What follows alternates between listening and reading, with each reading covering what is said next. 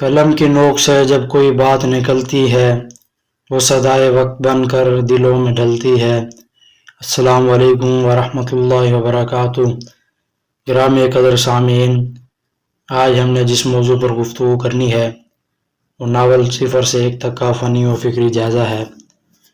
Novel صفر سے ایک تک مرزا اطہر بیگ کا مشہور ناول ہے جو کہ 2012 میں تخلیق کیا گیا۔ مصنف نے یہ ناول مابعد جدیدیت پوسٹ ماڈرن فکشن کی تکنیک پر تحریر کیا ہے اور اس میں دکھایا گیا ہے کہ پاکستان میں مقتدر طبقے کی زندگی گزشتہ صدی کی آخری 3 دہائیوں میں کن تبدیلیوں سے گزر رہی تھی جب اطلاعاتی ٹیکنالوجی طرح طرح کے روپ دھار کر کمپیوٹر، انٹرنیٹ، ٹیلی ویژن اور سیل فون کی صورت میں جلوہ گر ہو رہی تھی۔ فنی و فکری حوالے سے نمبر 1 پر موجود ہے کہانی۔ ناول صفر سے ایک تک کی کہانی 1970 کے آس پاس شروع ہوتی ہے اور ہم خود کو ایک بہت بڑے ذمہ دار کی حویلی میں پاتے ہیں جہاں اشرافیہ کے حکامت گاہ کے پہلو میں نوکروں کے کوارٹر بھی ہیں جن میں صدیوں سے ذمہ داروں کی خدمت کرنے والے کمیوں کی موجودہ نسل پروان چڑھ رہی ہے۔ ناول کے بہت سے شاخسانے قدیم و جدید کے اس تضاد سے پھوٹتے ہیں اور غالباً اردو ادب میں یہ پہلا موقع ہے کہ اس سماجی صورتحال کو پوسٹ ماڈرن فکشن نے اپنا موضوع بنایا ہے۔ صفر سے ایک تک روایتی معنوں میں کوئی سیدھی سادی کہانی نہیں ہے بلکہ یہ انٹرنیٹ، سائبر اسپیس، جدید ٹیکنالوجی اور روایتی پاکستانی معاشرے کی تصادم کی داستان ہے۔ ناول کسی حتمی انجام پر ہونے کے بجائے قاری کو یہ سوچنے پر مجبور کرتا ہے کہ ڈیجیٹل دنیا کس طرح انسان کے صدیوں پرانے جذباتی، طبقاتی اور معاشرتی رشتوں کو یکسر بدل رہی ہے۔ فنی و فکری جائزے کے حوالے سے نمبر 2 پر موجود ہے پلاٹ۔ یہ ناول کا اہم ترین جز ہوتا ہے۔ ناول کی کامیابی پلاٹ کی فنکارانہ تعمیر پر ہی منحصر ہوتی ہے۔ صفر سے ایک تک کا پلاٹ روایتی کہانیوں کی طرح ایک یک طرفہ یا سیدھا نہیں ہے بلکہ مابعد جدید کی تکنیک پر مبنی ایک پیچیدہ اور تہہ دار پلاٹ ہے۔ صفر سے ایک تک میں موجود تمام واقعات کو اس طرح باہم مربوط کر کے پیش کیا گیا ہے کہ پلاٹ میں کسی قسم کا جھول یا خلا محسوس نہیں ہوتا اور مختلف واقعات یہ کے بعد دیگرے سامنے آتے چلے جاتے ہیں۔ ناول کا پلاٹ کسی حتمی انجام یا حل پر ختم ہونے کے بجائے قاری کے ذہن پر سوالات چھوڑ جاتا ہے۔ مرزا اطہر بیگ نے خود لکھا ہے کہ اس ناول میں پلاٹ موجود نہ ہوتے ہوئے بھی ایک پلاٹ موجود ہے۔ فنی و فکری جائزے کے حوالے سے نمبر 3 پر موجود ہے منظر نگاری۔ اس ناول میں معاشرتی حالات کی بڑے اچھے انداز میں تصویر کشی کی گئی ہے۔ وہ معاشرے کے مختلف طبقات کی زندگیوں کے حقیقت آمیز تصویریں پیش کرتے ہیں۔ مصنف نے جہاں حقیقی دنیا کے مناظر کھینچے ہیں وہیں انہوں نے ڈیجیٹل اور نفسیاتی دنیا کو بھی بصری شکل دی ہے۔ بقول ڈاکٹر ممتاز احمد خان، مرزا اطہر بیگ کے ناول میں پاکستان کے سیاسی، سماجی اور معاشرتی حالات کو بہت خوبصورت انداز میں پیش کیا گیا ہے۔ تمام مناظر قاری کے سامنے اس طرح پیش کیے جاتے ہیں گویا وہ ان کا عینی شاہد ہو۔ فنی و فکری جائزے کے حوالے سے نمبر 4 پر موجود ہے زبان و بیان۔ کسی بھی ناول کی تشکیل میں اس کی کامیابی میں اس ناول کی زبان و بیان، اسلوب اور انداز تحریر بڑی اہمیت رکھتے ہیں۔ اس کی کامیابی کا انحصار اسی بات پر ہے کہ اس ناول میں موجود کرداروں کی زبان اس کردار کے مطابق ہے یا نہیں۔ ناول صفر سے ایک تک میں مرزا اطہر بیگ کی زبان و بیان روایتی فکشن سے بالکل الگ، فلسفیانہ اور سائنسی اصطلاحات سے لیس ہے۔ چونکہ مصنف خود فلسفے کے پروفیسر ہیں اس لیے ان کا اسلوب عام بول چال کی بجائے گہرے فکری اصطلاحات، طنز اور جدید مابعد جدید لسانی تجربات کا مجموعہ ہے۔ بقول ڈاکٹر ممتاز احمد خان، مرزا اطہر بیگ کا کمال یہ ہے کہ وہ حقیقی دنیا سے واقعات لے کر انہیں کہانی بن کے جوہر سے جوڑ کر پیش کرتے ہیں۔ ان کا اسلوب محض کہانی سنانے کا ذریعہ نہیں بلکہ 21ویں صدی کے انسان کی ذہنی گتھیوں کو سلجھانے کا ایک اوزار ہے۔ فنی و فکری جائزے کے حوالے سے نمبر 5 پر موجود ہے مکالمہ نگاری۔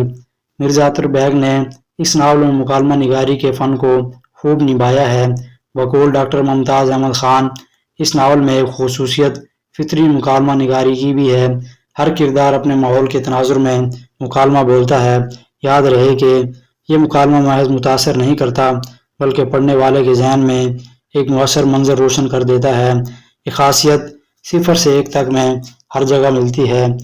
اس ناول میں مکالمی کرداروں کی نفسی کیفیات کی عکاسی بھی کرتے ہوئے معلوم ہوتے ہیں۔ فنی اور فکری جائزے کے حوالے سے نمبر 6 پر موجود ہے کردار نگاری۔ کوئی بھی کہانی کرداروں کے بغیر وجود میں نہیں آ سکتی۔ ناول چونکہ معاشرے کی عکاسی کرتا ہے، اس لیے اس میں ہر طرح کے کرداروں کی موجودگی لازمی ہے۔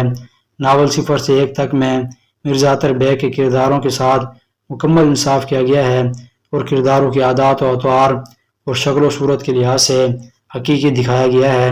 0 سے 1 تک کے کردار روایتی افسانوی سانچوں کی بجائے فکری، علامتی اور نظریاتی ساخت کے حامل ہیں۔ مصنف نے معاشرتی طبقات، جدید ٹیکنالوجی اور انسانی نفسیات کے بعد بدلتے رشتوں کو واضح کرنے کے لیے ان کرداروں کو تراشا ہے۔ نمبر 1 پر موجود ہے زکی کا کردار۔ زکی ناول کا مرکزی کردار ہے، جسے سائبر اسپیس کا منشی کہا گیا ہے۔ اس کے آباء و اجداد نسلوں سے روایتی وڈیروں کے ہاں حساب کتاب کا کام یعنی منشی گیری کرتے آ رہے تھے، لیکن زکی کمپیوٹر اور انٹرنیٹ کی جدید دنیا کا ماہر نکلتا ہے اور جاگیرداروں کی صدیوں پرانے کاغذی خطوں کو ڈیجیٹل ڈیٹا میں منتقل کر دیتا ہے۔ زکی علم اور جدید سائنسی شعور کی علامت ہے، جو قدیم جابرانہ نظام کو لاشعوری طور پر چیلنج کرتا ہے۔ نمبر 2 پر فیضان کا کردار ہے۔ فیضان روایتی جاگیردار اور بااثر وڈیرے کا بیٹا ہے، جو پیشے کے لحاظ سے تاریخ کا پروفیسر ہے۔ یہ ناول کا شریک ہیرو ہے۔ ناول کی کہانی زکی اور فیضان کے گرد متوازی چلتی ہے۔ فیضان 21ویں صدی کی خدشات اور توقعات پر ایک فلسفیانہ مقالہ لکھ رہا ہے، جس کے لیے اسے کمپیوٹر سیکھنے کی ضرورت پڑتی ہے اور وہ زکی کے محتاج بن جاتا ہے۔ یہ کردار دکھاتا ہے کہ کس طرح ٹیکنالوجی کے آنے سے آقا اور غلام کا روایتی رشتہ بدل جاتا ہے۔ نمبر 3 پر زلیخا خلجی کا کردار ہے۔ زلیخا خلجی ناول کی ہیروئن ہے، جس کی ماں فرانسیسی اور باپ پاکستانی ہے۔ زلیخا روایتی ہیروئن کی طرح محض روحانی عنصر نہیں ہے، بلکہ وہ انتہائی پڑھی لکھی اور آزاد خیال اور فلسفیانہ سوچ رکھنے والی لڑکی ہے۔ وہ ناول میں موسم بہار کی طرح ہے، جو مکان اور لا مکان کی تفہیم میں سرگرداں رہتی ہے۔ وہ زکی اور فیضان کے جذباتی اور فکری سفر کے درمیان ایک پینڈولم یا پل کی مانند گھومتی ہے۔ نمبر 4 پر ثناء اللہ کا کردار موجود ہے۔ ثناء اللہ زکی کا بھائی ہے، جو دیہی پس منظر سے تعلق رکھتا ہے، جہاں زکی ٹیکنالوجی اور کمپیوٹر کی دنیا کو اپنی بقا کا ذریعہ بناتا ہے، وہاں ثناء اللہ قصبہ بحالی کی موزہ باٹی میں جا کر پیری فقیری کا دھندا شروع کر دیتا ہے۔ مصنف نے اس طنزیہ کردار کے ذریعے مابعد جدید دور میں توہم پرستی، عقل دشمنی اور مذہب کے نام پر لوٹ مار کے کاروبار کو بے نقاب کیا ہے۔ نمبر 5 پر سالارز کا کردار ہے۔ یہ موضوع کے روایتی جاگیردار، وڈیرے اور مقتدر طبقے کے نمائندے ہیں۔ یہ کردار کسی ایک فرد کی بجائے اس پورے نظام اور استحصالی نظام کی علامت ہیں، جو صدیوں سے غریبوں کو دبا رہا ہے۔ جب زکی کا کمپیوٹرائز ڈیٹا ان کے خفیہ مالیاتی نیٹ ورک اور گٹھ جوڑ کو افشاں کرنے لگتا ہے، تو یہ مقتدر طبقہ اپنی طاقت کا وحشیانہ استعمال کرتا ہے۔ نمبر 6 پر کبا گروپ کا کردار ہے۔ یہ لاہور کے ایسے نام نہاد دانشوروں، استادوں اور کم فہم لوگوں کا ایک ٹولہ ہے، جن کے کندھے اس جاہل معاشرے کی رہنمائی کا بوجھ اٹھاتے اٹھاتے جھک گئے ہیں، اس لیے مصنف نے انہیں طنزیہ طور پر کبے کہا ہے۔ یہ کردار ان روایتی ذہنوں کی عکاسی کرتے ہیں، جو جدید دنیا کی حقیقتوں، گلوبلائزیشن اور انٹرنیٹ کی وسعت کو سمجھے بغیر بڑی بڑی باتیں کرتے ہیں۔